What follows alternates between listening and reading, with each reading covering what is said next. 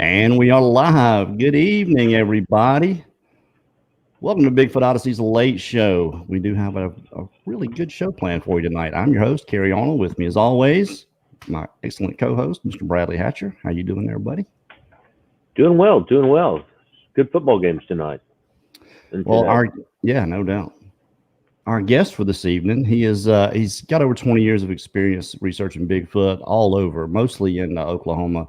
If you watched the new documentary that we just put out with Mark Copeland, Livewire, you saw him in there, and he's here with us tonight. We're going to talk about several things. Hopefully, we'll get to touch on the documentary a little bit. David Wilbanks, welcome, sir. How's it going, guys? Good. How are you doing, David? Doing good. Good. Seems like I've seen you guys not too long ago. Wasn't that long ago? Yeah, it was. Unfortunately, it was too long.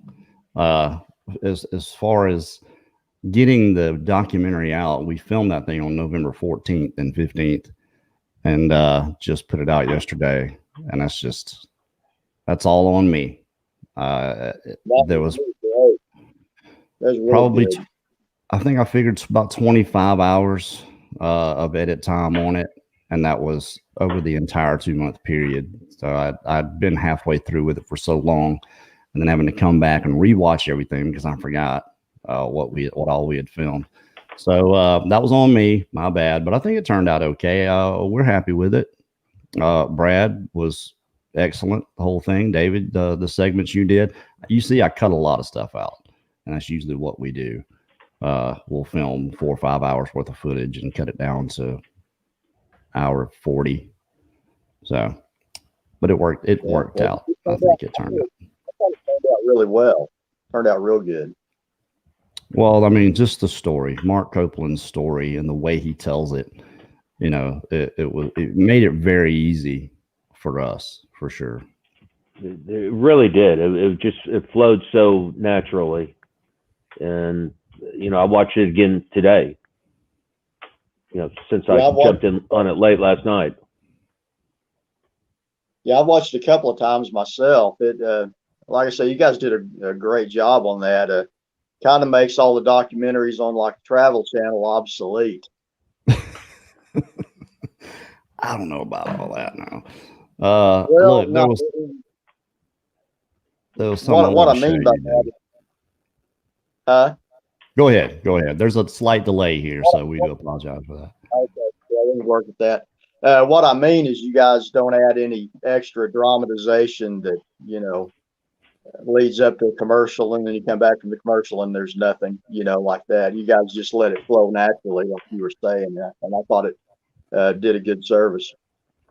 Well, we didn't have to add anything. That was the thing. Let's see. I want to find this comment. This is just for you, David. I don't know if you saw it or not. It was about the grease trap. Okay. While you're looking for it, the owl hoots, you got a lot of positive comments, Gary. Yeah, and some negative ones too. I had to. I actually blocked a guy just for being a butthole. So negative that I was being petty. Yeah, that wasn't all he said. That was his justification for going off. That it was extremely petty that I would bleep out people's names, and I think that was it. And the only reason I bleep out anybody's name is because I don't have their permission to put their name on here. Any name you hear, I got their permission to put it on there. That's why when we did the interviews with David, I asked you, can I put these names in here? Is that okay? I asked Mark the same thing. Anyone's name that came out that I did not get their permission, I'll bleep it out. That's just courtesy, whether you think it's a good thing or a bad thing. And I use the hoot owl. I've done it since the beginning to bleep out the cuss words, and I miss some. And there's this one thing that the YouTube algorithm doesn't really like, and it's A-R. and I missed one, I think, in the beginning. That's how long it had been me editing it. But it's just the way YouTube's algorithm is. You use certain things you bleep out if you want to get your video viewed. If you want YouTube to promo your video, you have to comply with their rules and regulations. And they've got this thing about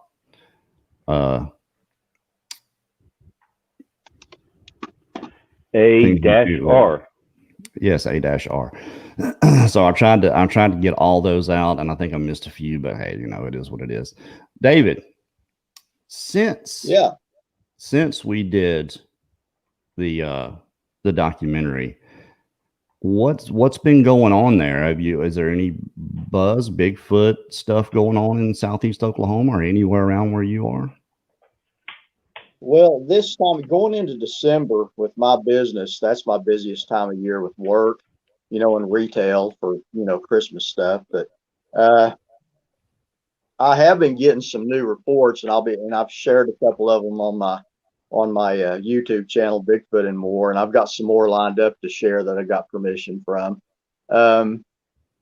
Most of them are older ones that people have just, found me and been sharing.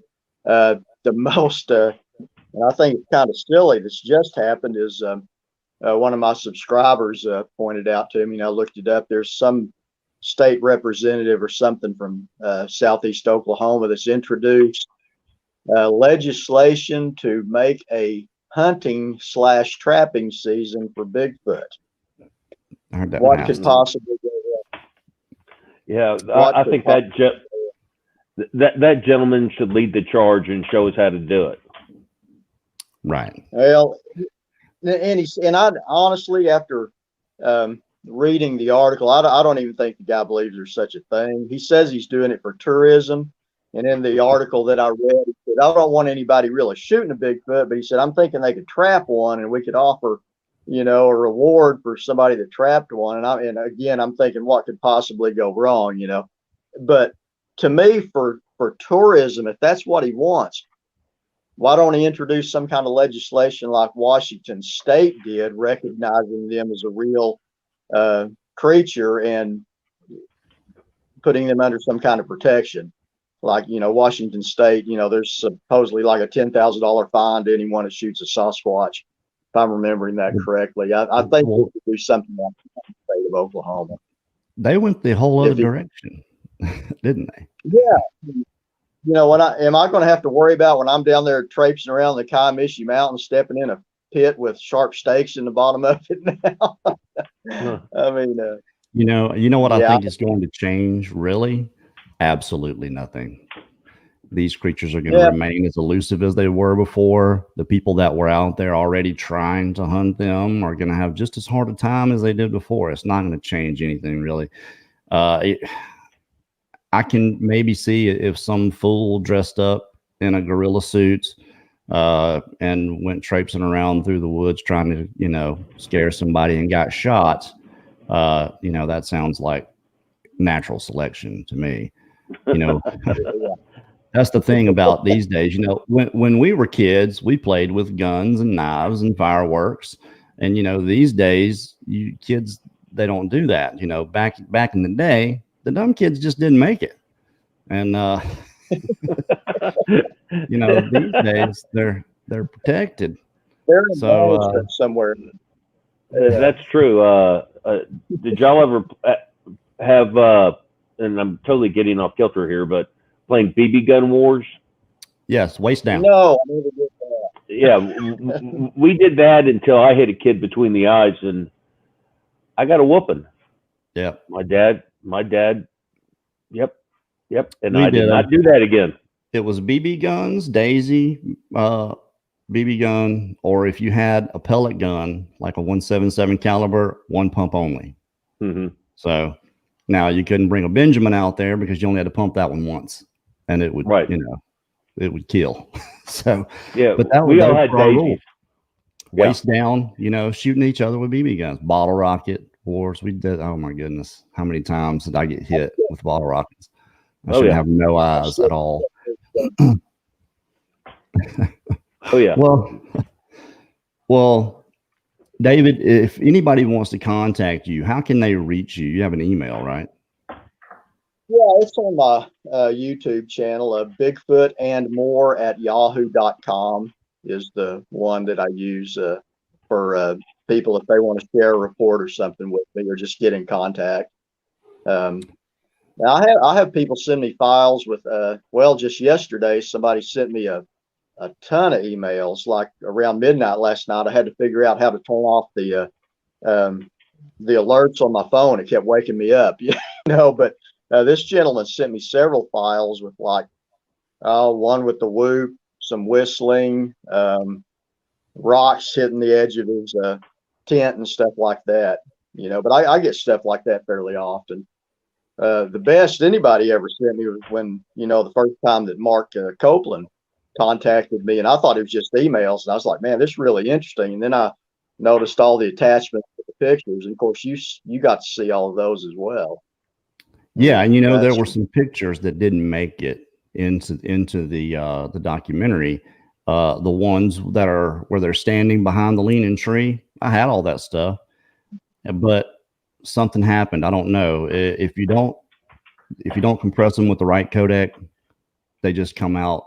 Did you see the picture that I put of you in the cast and how grainy and pixelated that was? That's what the others looked like, and they were already kind of blurry at a distance. And you just weren't going to make anything out. We would have been defending these pictures the entire time, so I wasn't able to put those in there. But people can go to Mark's channel, Livewire, and see those things themselves. So we really just wanted to tell the story, and wow, you know, to me, we said it before we left. Brad and I looked at each other. I was like, wow, this is powerful stuff here. And for any people that want to know, they are moved. Parents sold their place too. It's actually I think they've moved already. Mark and his family have a new house in Arkansas, and they've all moved from that property. So yeah, to answer some of those questions. Yeah, I tell you, go ahead, David. One of the parts on the documentary that I'd seen it before on the smaller screen, but you showed the part where the figure was running out of the woods into the pasture where the horses were. Mm-hmm. And there's more than one of them at one part of it. That was actually clearer than what I've seen before with your equipment or whatever. You blew it up so well. I just threw a spot on it and enhanced the spot. I tried to enhance the whole thing, but and the same way with the two images of the one coming toward the camera and the one going away. I just left everything alone, and I threw a spot on it and enhanced that. And people were like, well, I really can't see it. That's as good as I could get it. It's that faint. So if you watch on a bigger screen, they're easier to see. And something that I wanted to mention in that second shot of that of the still images, it's right after the shadow video. There's two still images there of a very large individual walking, one coming toward the camera on the left side, one going away. In the back, there is a post, and Mark told me they measured that post. It's 5'3", which puts this creature almost 7 feet tall if you're putting them close to even with each other.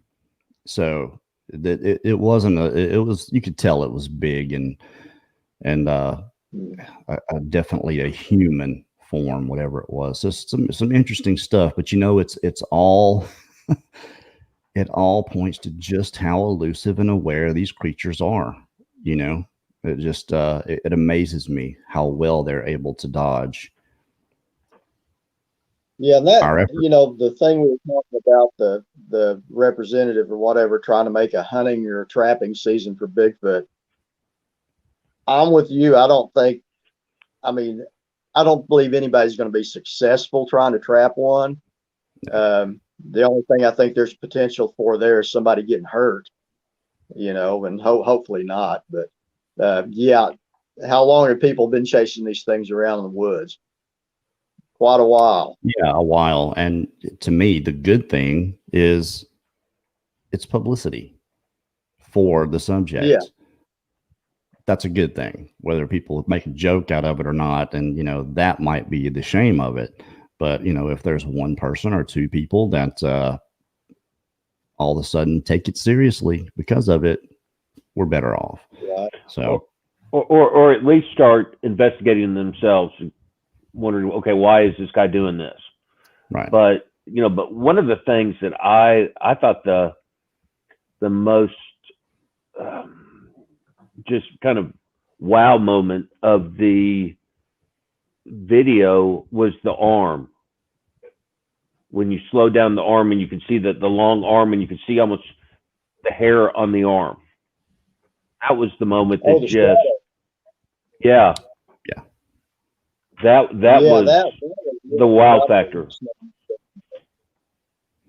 Yeah, well, Mark. Go ahead. I'm sorry. Go ahead. Go ahead, David. No, I said the posture of it. I mean, with that arm kind of behind it like that was, that was pretty striking. That was a long arm. That was a long arm. And, you can tell that he is standing still, shining that light, that he's standing there. And he said, the first time he told me, he said, when I put my head down, that's when that thing moved. I mean, he said that's the only time he wasn't looking. That's had to have been when it moved, when he went to unholster his pistol and then goes back inside, sticks its head out and actually sees the thing bobbing back and forth. And it had put something up in front of the camera before he'd gone out the first time. So these things are slick, man. They are. And they're not all 9 feet tall and 1,000 pounds, so I'm not, like you said, David, like a hairy basketball player, That's still pretty big though. I mean, the other thing, Kerry, and David, that I really liked was the first video that you showed where the dog was over to the left. I think it was Bailey. And then all of a sudden Bailey was like, oops, got to get. And then you saw the movement. Yeah, well, I cut about a minute out of there. Just so it wasn't, you just weren't sitting there looking at nothing. And that's why I made that notation in there. Right. It cut some of this out. So it was just about a minute before that thing came up, but she was obviously reacting to that. And there probably was more than one, because you saw the other one where there were 2 or 3 that came up that you could see in the distance. That was, and just the behavior. Crazy. Well, go ahead, David. What's the group? They're called the Squatch team. Bill and Sheila. You had done a story with them a while back. You said that's just a few miles down the road from Mark's place. Same. That's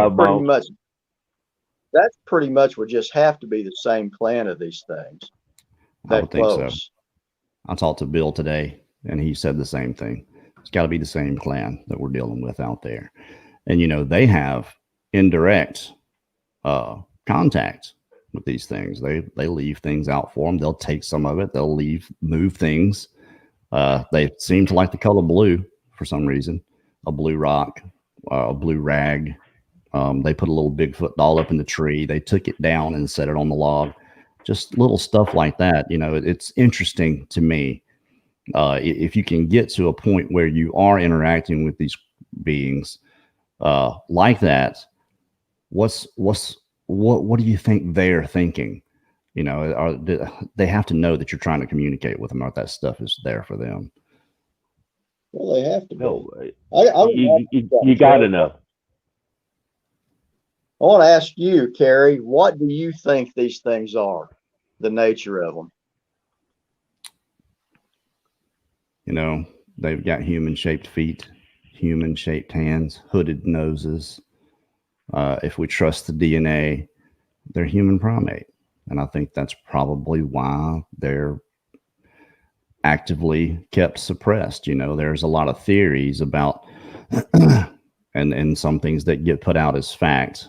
I was listening to Daniela's show the other day, And I was commenting, and someone was like, "Well, this doesn't sound like you care." I wasn't being disrespectful of his opinions. It was his facts that I had issue with, because there was a lot of speculation about the Bigfoot creature, but positive about what government would do, and positive about what the logging industry wouldn't do. And one of the reasons was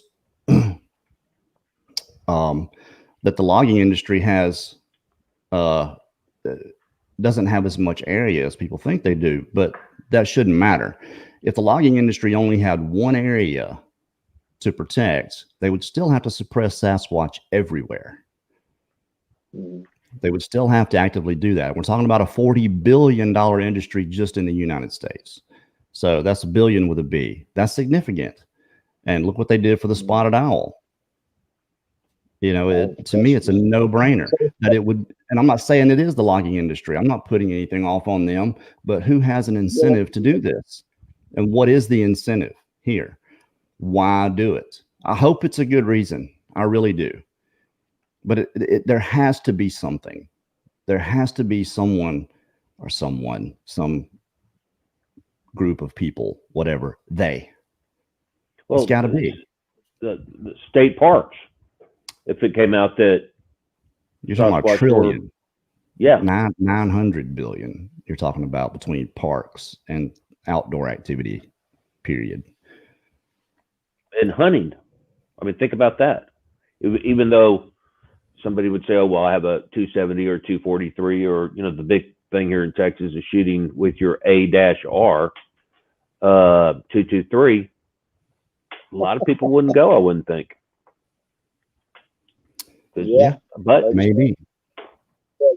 I'll tell you something that's changed a lot recently. Back in the mid to late 90s, when I was first actively, investigating this subject. Of course, I've been interested in it since I was a little kid, but back then the thought was, and still is among people like Dr. Jeff Meldrum and Bindernagel, who's passed away and stuff, which I've actually spoken in the past to Dr. Bindernagel.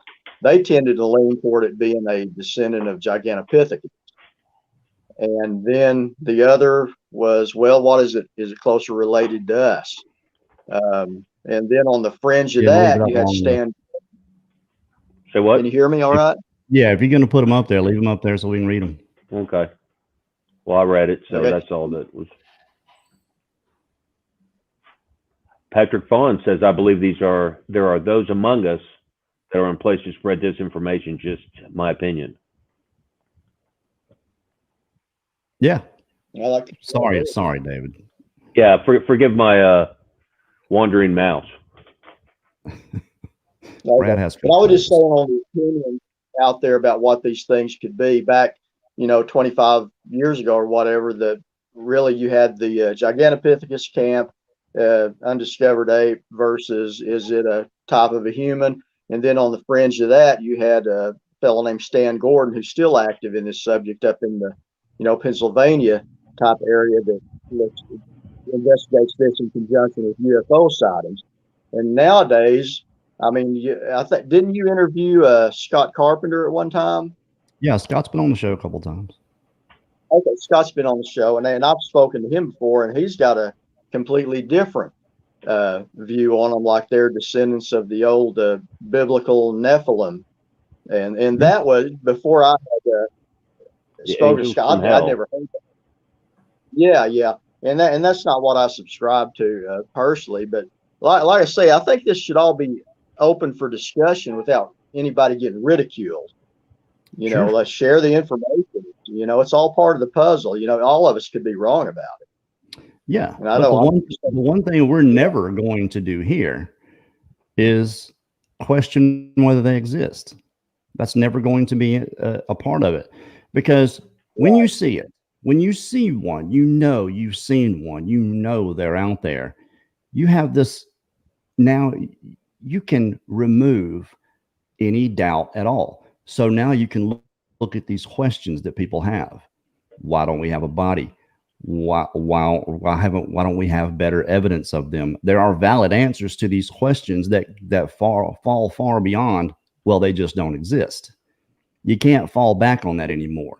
So what's the logical reason? It has to be the nature of the creature itself. They make it very difficult for us all. And who knows what the actual numbers of them are. I think there's quite a few. But the nature of this creature is to be embedded into the environment, to remain hidden, to not be found out, to not be discovered. They're not going to leave one of their dead around for us to find. Obviously, they do something with the bodies. That's what's obvious to me. We don't have better evidence because they just don't want to be around us. When we come in the woods, obviously they just get away and stay away for the most part. People aren't surprising these things.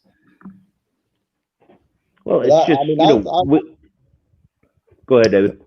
That delay is killing us. I've said, that delay, man. I'm sorry about that, but it's all right. I've always said, whatever they are a creature that is smart enough to know that contact with us is not in their best interest, and they do the best to stay away. They got to be smart enough to know we're bad news. But they're so curious to watch us. That's what's so interesting about it is they want to know everything we're doing. Peeping through the windows, hiding behind the tree. You have to look. To me, I have to look at these creatures as you would look at people, and that's why a lot of these broad brush statements and comments to me just don't fly. Someone that says, "Well, Sasquatch can't do this," how anyone would know what they can't do is far beyond my understanding. But even if you observed a clan or whatever for 20 years, you still only know this clan.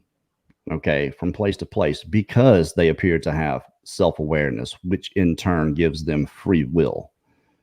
Okay, so the course of their life and their life experience molds who they are, essentially, just like us. And that the evidence is clear for this. The behavior is different in different places. You have some that want to get close and look, and some that might want to befriend someone and earn someone's trust. But for the most part, the nature of them seems to be stay the heck away. We don't want to be around you. You guys carry guns. I think before guns came along, we had a lot more face-to-face and close interactions with these creatures. I think guns changed the game. I agree with that totally. It's back from the what the First Nations people tell her, which was handed down. It seemed like there were a lot more interactions with them. They knew which ones were bad, which ones were good. Don't let your kids and spouse out at nighttime. They seem like that they had a lot of knowledge. I don't know if it just hasn't all trickled down, but it seems like that a lot of the tribes, a lot of the similar stuff gets said from, whether it's up in Canada or Florida. Yeah, very much so. And it seems like most of the tribes have a legend of one that's, kind of shy, wants to be left alone, and then they've got their bad ones too. And that could be two totally different creatures. That could be two that appear to be the same but are different, and that's just it. We don't know. But as far as any of that, the Native Americans, I think encounters with them were still rare enough for it not to be a really big deal, but they still were aware and kept their kids, like I said, in at night. That there might be some rogue that's just, for whatever reason, had a bad experience with people and don't like them. And they scare us. And I think they probably know that they scare us. And what do we do when we're scared? We protect ourselves, especially if you got a gun. I think also it's how we different peoples approach these creatures or look at them. Like us as European descent, we and I don't know if it's because of that or what, but we're having a conversation about it here on the internet. We want to go look for them and see them and such as this, where my native friends that would talk about their grandparents and stuff, they all knew they were there, but they just would, how did my friend Tim Harjo put it one time? He said he said like their grandparents would just say, well, they're over there, we're over here, and they would leave it at that. Yeah, if it would stay like that, fine. I get told all the time, leave them alone. Fine. I have no problem leaving them alone. But this is the deal. They don't always leave us alone. And all we want to do is just let everyone know that this is real, that this exists. You've been lied to are misinformed for however long, that they can't exist. It's just not possible. And for those people that feel that way, I understand. I get it. I was one of you. Would have seen it the exact same way. This just can't be. But again, that's putting our own human selves into this creature and not understanding them, and I think we do that a lot. Their behavior is just, from what we hear, is so inconsistent. Well, look at the times though when there's a natural disaster and we do have close contact with them, and a lot of people know the Mount St. Helens story. Supposedly, a lot of them were injured, a lot of them were killed, and after the volcano erupted, the Army moved in. The black helicopters made everybody sign legal documentation that, the Sergeant Schultz rule, I know nothing. And a lot of people have been talking lately, the ones on their deathbeds, about this is what really happened, or they're old enough to a point where they don't care what is said or what they disclose. And, there's no telling what other natural disasters, what could be going on with the California wildfires, for instance. Everything is, and they're on top of it. It seems like when something happens and one gets found or one's injured, somebody will whisper it about it, but you just, it's just, I know nothing. Yeah. So just like me, I know nothing. I want people to at least consider that they could be out there when they're in places where these creatures could be. The woods, any woods, it doesn't matter. The park, where there's a green belt and anything that's connected, these things can be there. They're just that good at staying away from us. And, having naysayers, is one thing. Naysayers with a voice, to me, is a problem, because they do exist. And being a skeptic is not a bad thing. Being a skeptic is a good thing, but you can be overly skeptical, empirically skeptical. Christopher Noel, I quoted him. There is a preponderance of evidence, but if you can't accept it as being actual evidence, then you're never going to convince yourself that they exist. You're gonna have to see it, and it's it's a shame to me that it's been brought to that point, that we don't have some kind of the real reason it's not being done, to me, is because there's no money behind someone doing it. There's no federal grant to go and study these things. If there was money involved, they would be real tomorrow. There's just not. And the nature of the creature, someone's going to have to go out there and stay out there to do it.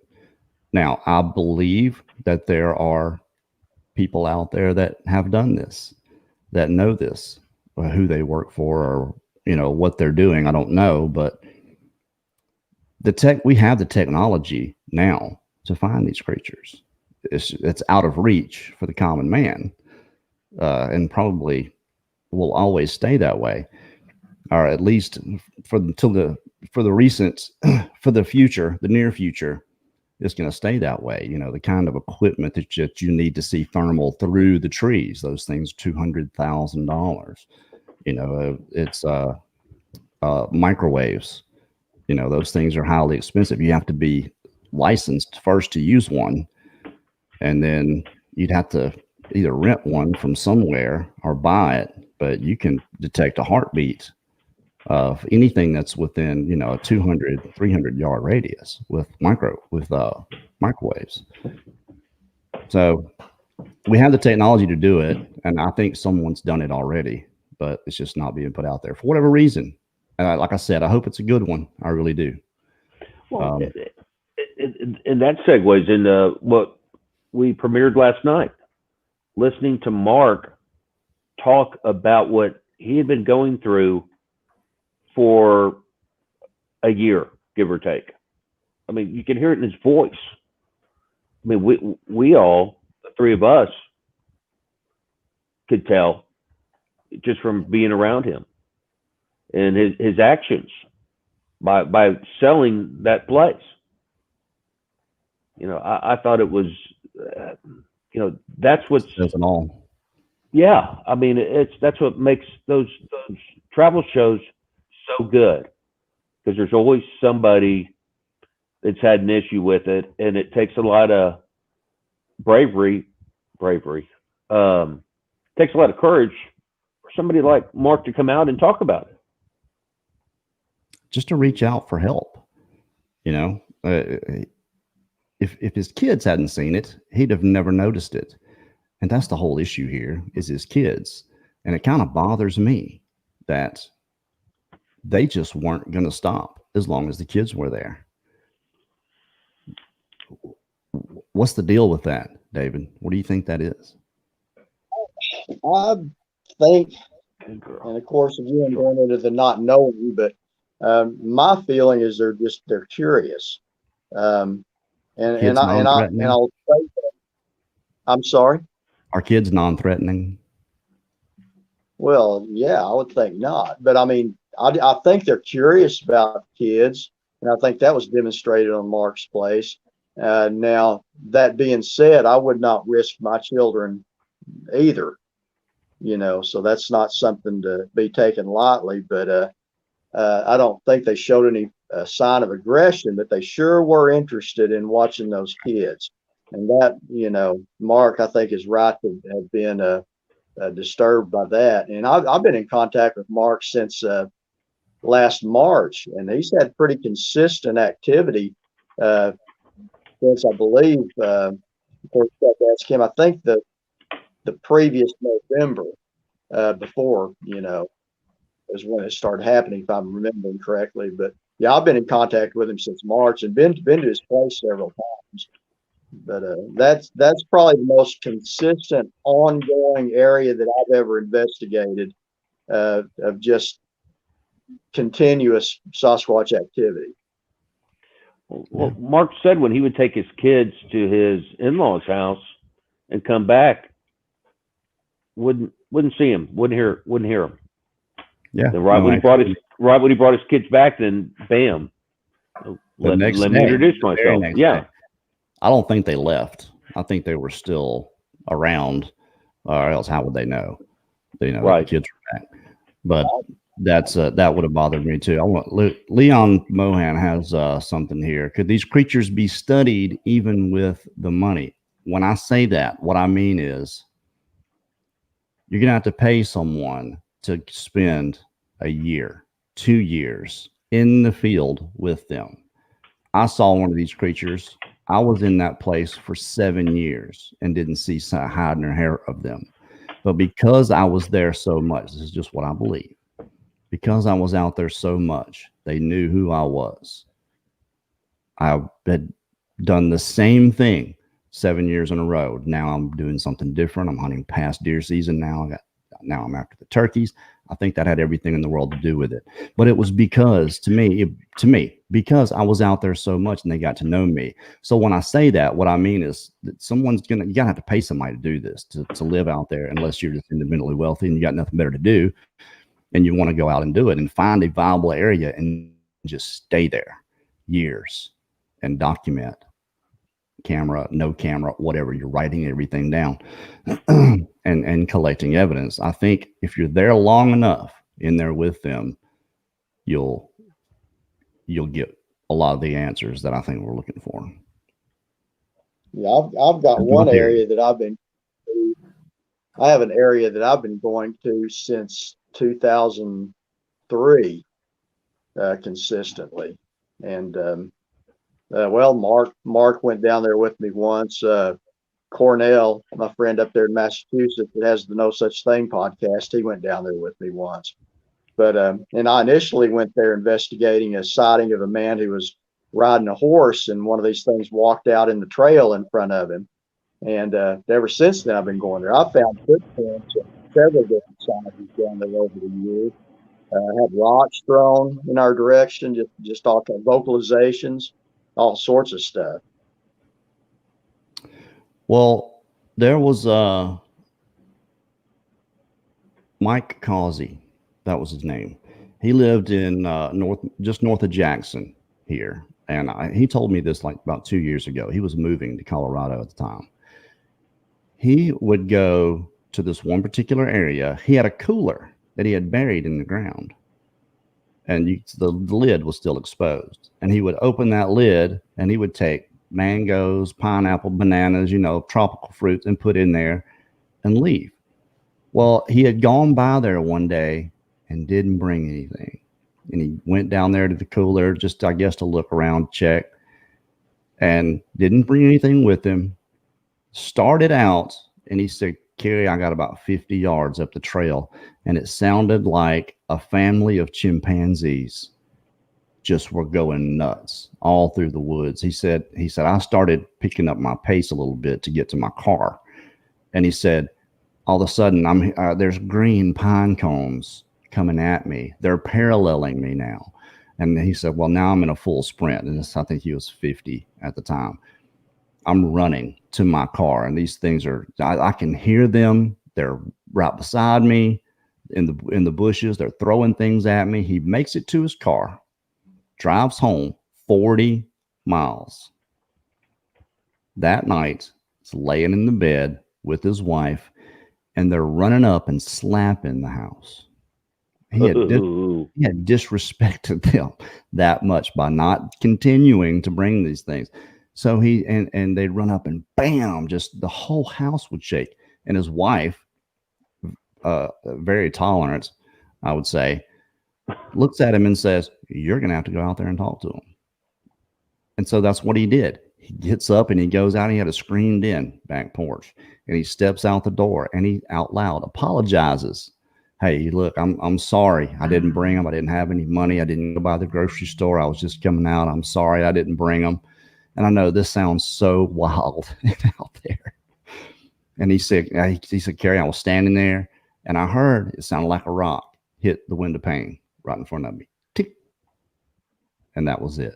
He went back in. Nothing else happened after that. But he lived 40 miles away. Now, had they been following him the whole time? And how do you follow someone 40 miles?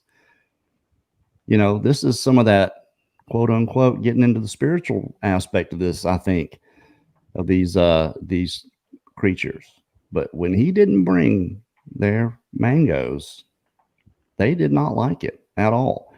But I believe it's because they knew him. If it would have been anybody else, everything would have been fine. But because it was him. So I think they can get to know you. They can get to know a particular person, know their notions, their tendencies, maybe even get to trust that person, and how they're going to react, and show themselves. Well, now you're going to have to tell us, did he go back out the next day and fill up the cooler? He never went back. He never went back. Moved to Colorado, actually. Wow. How often do you think people are in the woods and they're very close to them? They just don't know it. Oh, all the time. Oh, I've got a good friend in the town that I live in, and he he says, "Well, I've been in the woods where you are all the time, and I've never seen anything like that." And I just told him the other day, I said, "Well, I can't help it if you don't pay attention when you're in the woods." That's indigenous Indian. I think he's trying to be slick. And he thinks I'm going to read that out loud on here.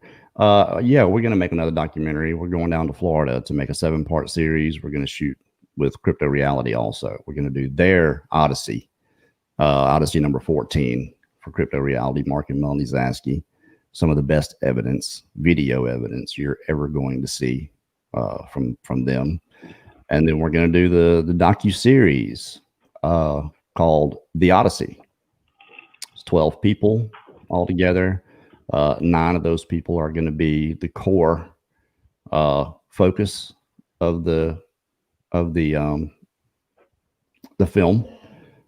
7 days, 7 parts. Each day will be a part, and I'm going to tell the story, what these guys are going to go through to try to collect some really good visual evidence, and hopefully they get it.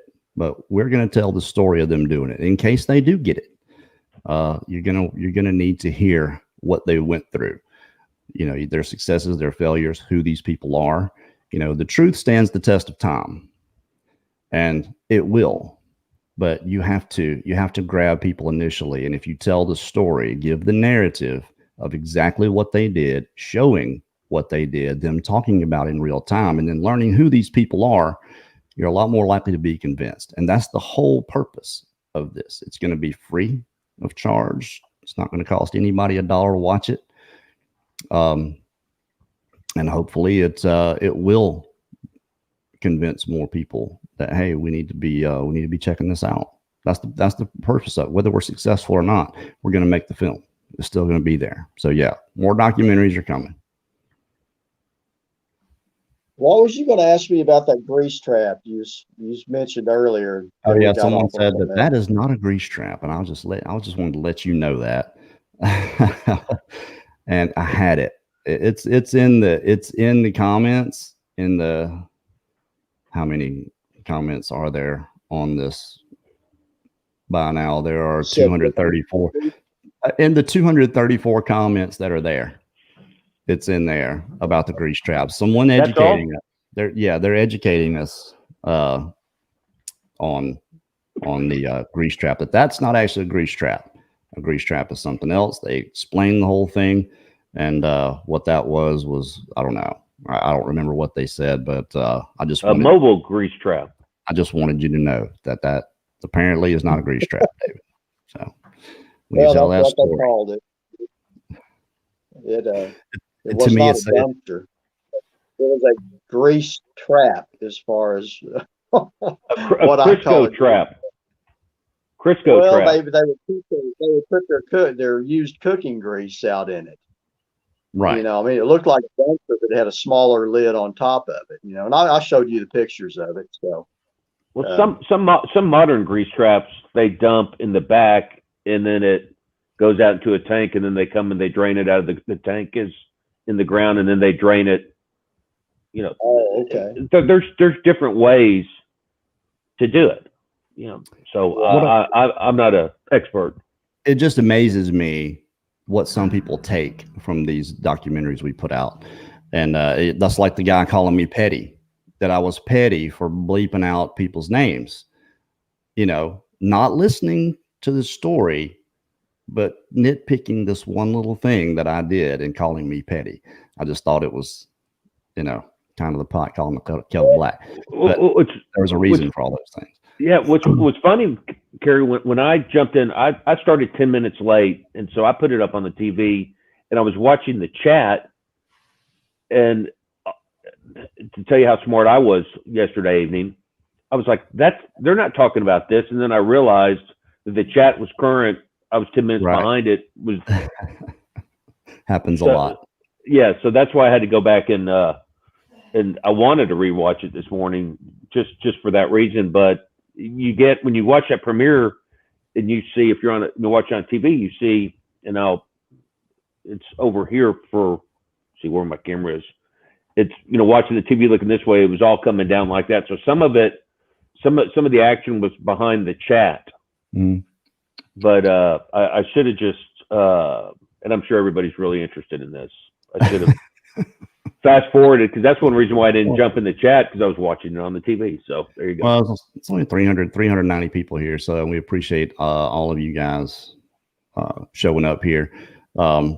Really just wanted to, we had Mark Copeland was going to come on with David, and we were going to talk about all the documentary, what he's doing now, and reports that David is getting now. But he couldn't make it. He was going to be driving. So we will have Mark back on soon. Miss Katie G, back in my younger days, I worked at a fish camp. They recycled the oil. They stored it in a squat dumpster looking thing. It's sitting in the sun for a couple of weeks. I'm sure that smelled really good after a couple of weeks too. Greasy. Yes. Well, there's I see wanted to. something about grease. Scott Carpenter used bacon grease for his hair traps. So, well, one of the things that was interesting, just for the people in the chat, we spent one night there, and I guess about 2 a.m, when Mark's mom was letting the dogs out, Bailey and whatever the other, I can't remember the other names. And wasn't he saying that they went out about 10 feet and then, to go to the bathroom, but that something was there and they didn't even go to the bathroom. They turned around and hightailed it back in the house. Yeah. They were being really not behaving normally. And we're just kind of standing. That's why we were there. And I remember Brad had to go outside to use the bathroom. Was it 2 o'clock in the morning? Yeah, it was about 2:30. And you're standing there and all of a sudden you realize that you're out there. Oh yeah. And we were spending the night in the trailer, and I kind of tried to get in a little quicker than I should have. And those trailer steps aren't the normal steps. So I hit the step with my toe that I just had broken. So that was a wonderful experience. But you're sitting there and you're going, oh my goodness, why am I here? And then when it hit me, this is why I'm here. And I could see that tree. That had a good moon. It was good moonlight. Yeah. Yeah. So I took a deep breath and skipped in, I guess. Earlier in the night, earlier in the night when we were having the chat around the campfire there, something was moving around out in the woods then. Yeah, David went directly after it. He just walks up into the woods. Okay. Well, we could hear the footsteps. Do what? We could hear the footsteps. No gun, not no you, weapon, nothing. David just gets up and starts walking into the dark woods. Okay, at something out there, even if it's not a booger, it could have been a hog. And that's never good. So I was like, all right, David wants to see one of these things for sure. Yeah, we let the trim out on him so we could get him back, so we could have a free reel with the line we had around him, but didn't catch anything. A line?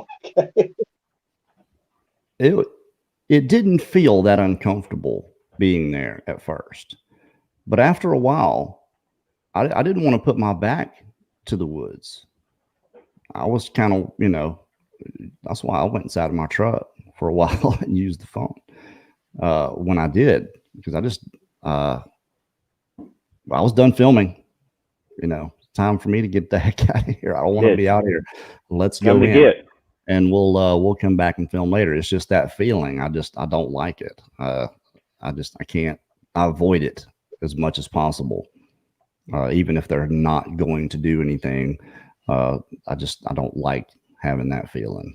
It does something to me. I don't know. I can't explain it. It's hard. The pressure feeling. Yeah. Well, the stomach. It's the stomach thing. Yeah. Okay. You get stomach. I get the pressure. Are you talking about Miss D? Miss D, yeah. When I walked into the woods to see what it was, she walked out there too, and she said something in some other language. I think it was a Native American language. I didn't say. I said, "What? What was that?" And I think she said she was saying "Hello, friend." Oh But it yeah, she wasn't talked to English. him. Whatever. If she's watching this, maybe she'll She is. say what it. Yeah, she's watching it. She's here. Might ask Miss D. Answer this right quick. Carrie, do y'all have equipment ready for the trip now? Yes, we've got everything we need. We're ready to go. We've got the place we're camping is all reserved, and the areas we're going to be in permitted. We're going. This is happening. So let's do this. Let's take a few minutes. Let's start taking some questions from the chat. So you guys have any? Here's one from Malcolm E for you, David. Any plans on doing any videos from your research area soon? Yeah, I've got a few things planned in the next couple of months. One of my subscribers to my channel that lives down there not too far from Mark had an experience in an area north of there that he contacted me the other day. We're going to make plans to go back into there. I'm going to go, well, you're calling my research area there. I go there pretty consistently. I'll be going there in either late February or March. Cornell from No Such Thing podcast, he come down before, and I think he's coming down in the spring too. And we're going to go back into the mountains there again as well. We need to get him on the show for sure. Can you get me in contact with him?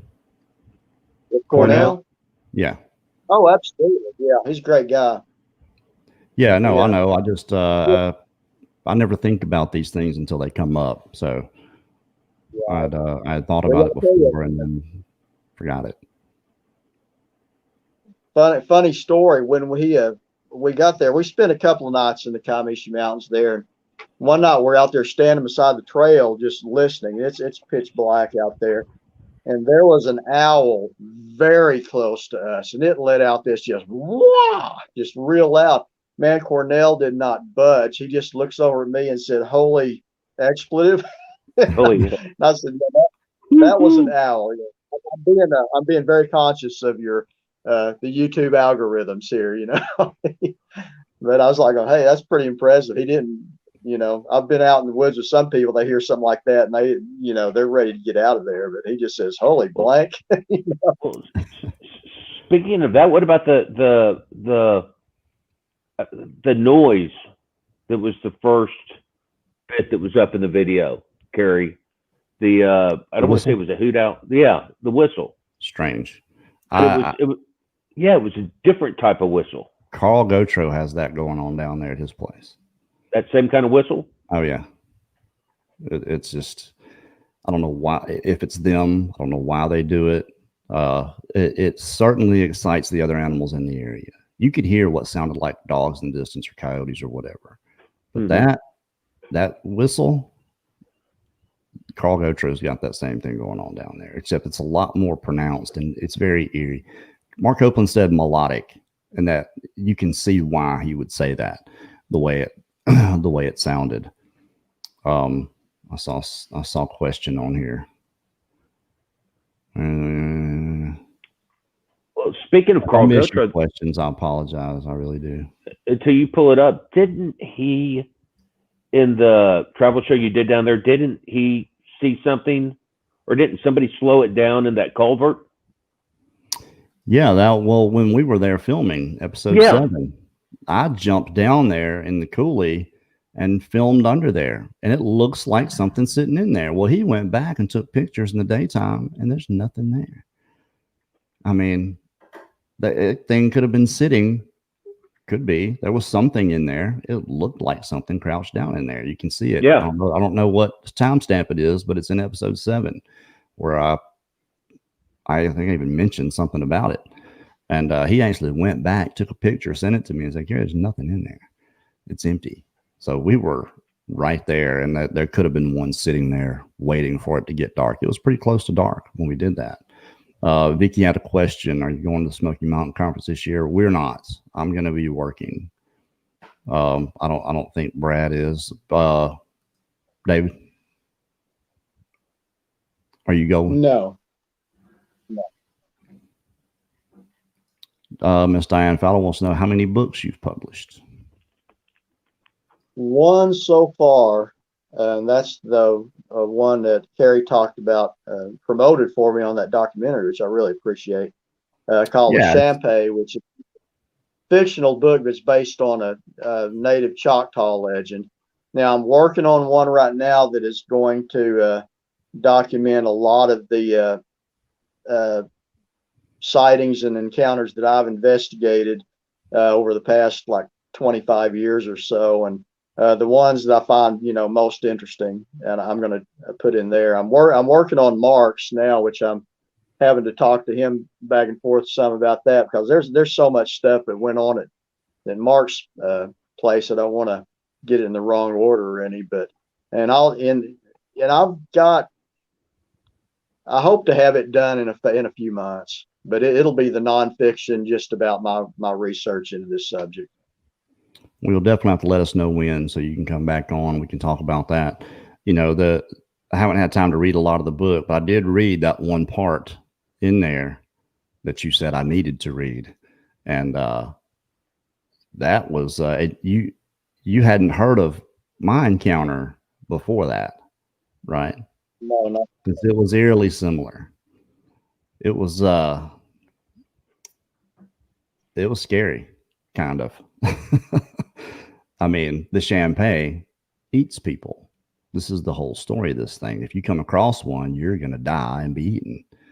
And you need Let me introduce myself. Go get the book. It's not expensive at all. Go get this book. I think it'd be definitely worth. I've got an autographed copy, actually. I do too, as a matter of fact. Oh no, that's right. Linda has an autographed copy. I don't. Linda has. Hello, Linda.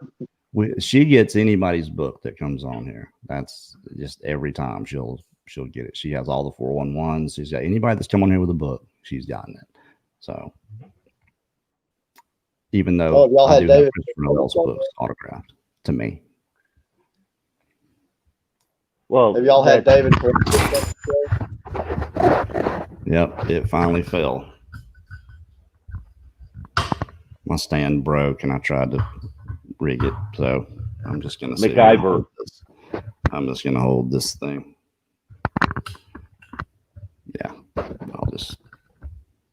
I'll just do this. We don't have that much longer anyway. Let's take another question and we'll call it a night. Let's see. Wonder Woman, do you think Bigfoot advocates should speak up on Oklahoma to debate hunting existence classification? What do you think? Do you think the people that advocate for Bigfoot should step up and say, hey, what the heck are you talking about here? You want to kill one of these things? Are you out of your mind? Where are they going to do that? There's one, there's four. Yeah, I think that's kind of what we're doing here, as we're speaking up about that. Now, I mean, and you can tell I watch y'all show a lot, Daniela's, and there's people on there in the comments will say, yeah, they're very much would be for shooting one or whatever. I'm not, unless it was a case of self-defense, obviously, but I think we do speak up for it. I mean, Carrie, are you not for shooting one, are you? No, absolutely not. He's gonna have to have his hands on me. And then I just think if they were really out there to do harm, you would hear more about it. Well, it's actual legislation. I just wonder how serious it really is. If they're actually taking it seriously, is it meant to be a joke, a parody, because of everything else that's going on in the world today? It sounds like it's an attention grab. It's an attention grab. I think the legislation has more has more to do with publicity for tourism than anything else. Well, I hope it works, and I hope people actually go and actually see one. I hope they don't shoot one, because I think if people do see one and start shooting them, that law is going to change really quick. Missing 411 is going to have a whole new cluster. Yeah, he'll have to get a house down here. What do you think a person's chances of getting out of the woods with the body of one if they did shoot one? Man, 0.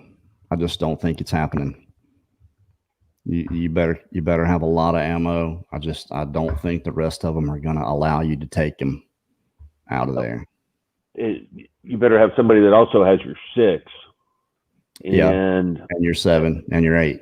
And the whole way around. Because 5. Everybody, I believe that where there's one, there's 3 or 4 that you just don't see. Yeah, or more. One probably tries to do something to get your attention.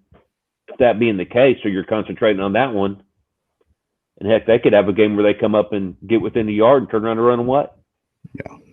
Yep. Well, hey, look, I'm gonna jump off here. We've been on 1 hour and 5 minutes. We're gonna call it a night. Make sure you guys go and check out Bigfoot and More. That's David's channel. He has a lot of good content on there. Tells a lot of stories. If you have a story you want to send to David, you can email him at bigfootandmore@yahoo.com. Is that right? Yeah. Bigfootandmore@yahoo.com.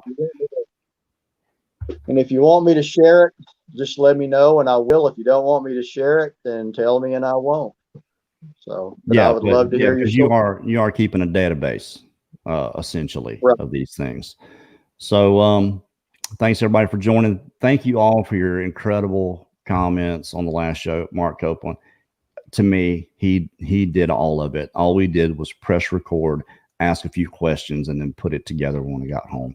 So yeah, most of the credit goes to him for especially for what they've gone through, and a lot of respect for that guy for standing up for and doing what I would have done. Absolutely, got my family out of there. So thank you all for that. Brad, good show as always. I'll be back in about 3 weeks. I hate that, but hopefully I'll be able to get on with Daniela soon on the Researchers Report. Not this week, maybe next week. But thanks again, everybody, for joining us. Thank you, David, for showing up. We definitely want to get you back, and Cornell also. Definitely. Yeah, I'll get in touch with Cornell. He may be watching. I'll let him know he's going to be on tonight. Good deal. Oh, and cool. We want to get Mark from Mid-South Sasquatch Cryptid Research. You have my phone number. Call me. Okay. Good night, everybody. Y'all have a good evening.